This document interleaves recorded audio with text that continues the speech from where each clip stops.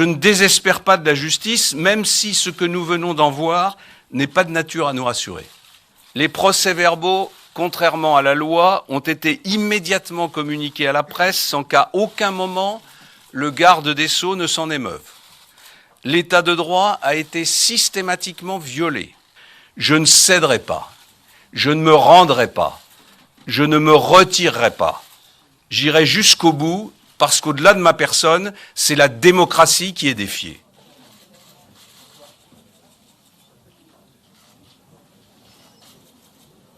Mesdames et messieurs, mon avocat a été informé que je serai convoqué le 15 mars par les juges d'instruction afin d'être mis en examen.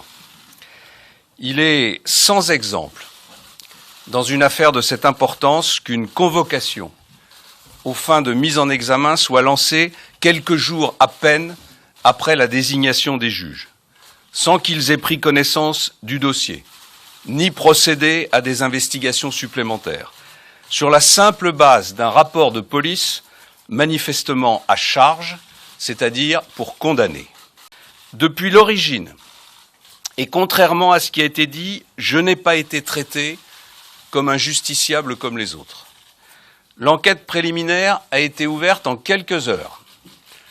Les procès-verbaux, contrairement à la loi, ont été immédiatement communiqués à la presse sans qu'à aucun moment le garde des Sceaux ne s'en émeuve. L'état de droit a été systématiquement violé. La presse s'est fait l'écho des convictions des enquêteurs et d'elle seule. Les arguments de fait que j'ai présentés n'ont pas été entendus ni relayés. Les arguments de droit, partagés par des grands professeurs de droit, par un ancien secrétaire général du Conseil constitutionnel, ont été écartés d'un revers de la main. La présomption d'innocence a complètement et entièrement disparu. Que je ne sois pas un justiciable comme les autres, on le voit au simple choix de cette date du 15 mars, 2 jours avant la clôture des parrainages, entièrement calculé pour m'empêcher d'être candidat à la présidentielle et au-delà pour empêcher la droite et le centre de disposer d'un candidat. Nombre de mes amis politiques et de ceux qui m'ont soutenu à la primaire, et ces 4 millions d'électeurs, parlent d'un assassinat politique. C'est un assassinat en effet, mais par ce déchaînement disproportionné, sans précédent connu, par le choix de ce calendrier, ça n'est pas moi seulement qu'on assassine, c'est l'élection présidentielle. C'est le vote des électeurs de la droite et du centre qui est fauché. C'est la voix des millions de Français qui désirent une vraie alternance qui est muselée. C'est le projet du redressement national que je porte qui est expulsé du débat. C'est la liberté du suffrage et c'est la démocratie politique elle-même qui sont violemment percutées. Je pense que la situation est absolument incroyable.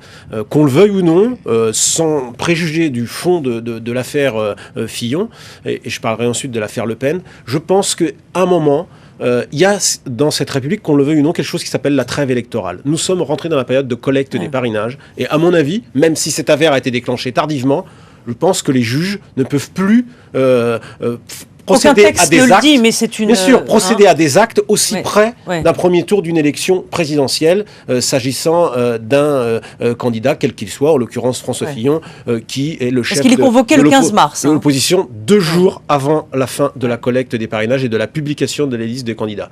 Je crois, et je le dis de la même manière, pour Marine Le Pen, au fond, ça fait des mois que l'enquête est ouverte, et là, tout à coup, les juges se réveillent, et il y a une urgence. Non, mais je fais la différence entre les deux. Mais au fond, on arrive dans la même situation, où on décide de mettre en examen des candidats dans la période dite de la collecte des parrainages. C'est ce qu'on disait tout à l'heure, c'est que là encore, un jour sans fin, c'est aussi parce qu'il veut remettre sur le métier le programme, le projet, les propositions, la campagne, et que, une fois de plus, l'acte de procédure l'en empêche.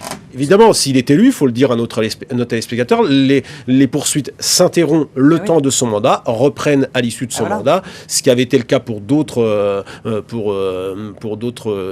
présidents, mais qui n'étaient pas mis en examen. Au fond, ce matin, il ne pouvait pas non plus faire comme si rien ne s'était passé. Il vient de recevoir sa convocation, François Fillon, donc prend à témoin les Français, fait cette déclaration pour réindiquer sa position, même s'il l'avait déjà dit, avec quand même un élément fondamental qui est j'irai chez le juge, ce qu'il n'avait pas dit jusqu'à présent. Et deuxièmement, il réindique qu'au fond, c'est ce qui laisse entendre, que sa famille politique le soutient. C'est quand même un sacré séisme